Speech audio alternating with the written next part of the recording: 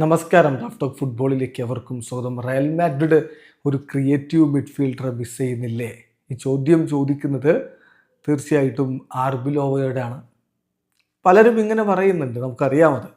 Xabi Alonso തന്നെ ഈ പ്രോജക്റ്റിൻ്റെ midfield ശരിയല്ല, മികച്ച മധ്യനിര താരത്തെ കൊണ്ടുവരണമെന്ന് ആവശ്യപ്പെട്ടിരുന്നു. അത് റയൽ മാഡ്രിഡിൻ്റെ ബോർഡ് ടേൺ ഡൗൺ ചെയ്തു എന്നുള്ള വാർത്തകളും അതിനെ ചൊല്ലിയുള്ള വിമർശനങ്ങളും വിവാദങ്ങളും ഒക്കെ കഴിഞ്ഞ ആഴ്ച നമ്മൾ ഒരുപാട് ചർച്ച ചെയ്തതാണ്.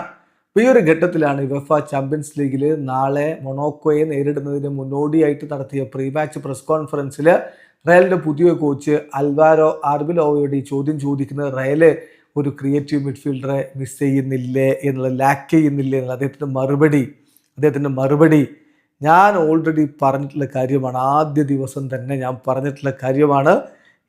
എനിക്ക് കിട്ടിയിരിക്കുന്ന ഒരു എക്സ്ട്രാ ഓർഡിനറി സ്ക്വാഡാണ്.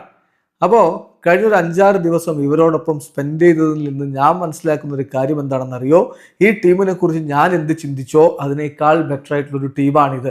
അതുകൊണ്ട് തന്നെ എനിക്ക് കൂടുതൽ പ്രശ്നങ്ങളും പരാതികളും ഒന്നും ഇല്ല എന്ന് തന്നെ ആർബിലോ കൃത്യമായിട്ട് പറയുന്നത്. എന്നിട്ട് അദ്ദേഹം പറയുകയാണ്, ഞാനിവിടെ വന്നിരിക്കുന്നത് എല്ലാ കിരീടങ്ങൾക്കും വേണ്ടി ഫൈറ്റ് ചെയ്യാനാണ്. ലാലീഗയും ചാമ്പ്യൻസ് ലീഗും ഒക്കെ നമുക്ക് നേടണം. അപ്പോൾ ഫൈറ്റ് ചെയ്യാൻ വേണ്ടി എന്തൊക്കെ ചെയ്യണോ അതൊക്കെ ഞങ്ങൾ ചെയ്യും. തീർച്ചയായിട്ടും ഫാൻസ് ഞങ്ങളോടൊപ്പം ഉണ്ടാവണം, അതാണ് ഞാൻ ആഗ്രഹിക്കുന്നത്. റയൽ മാഡ്രിഡ് കിരീടങ്ങൾ നേടുമ്പോൾ അത് തീർച്ചയായിട്ടും ബെർണാബു ഞങ്ങളോടൊപ്പം നിൽക്കുന്നത് കൊണ്ടാണ്, ഇവിടുത്തെ ആരാധകർ കൂടെ നിൽക്കുന്നത് കൊണ്ടാണ്.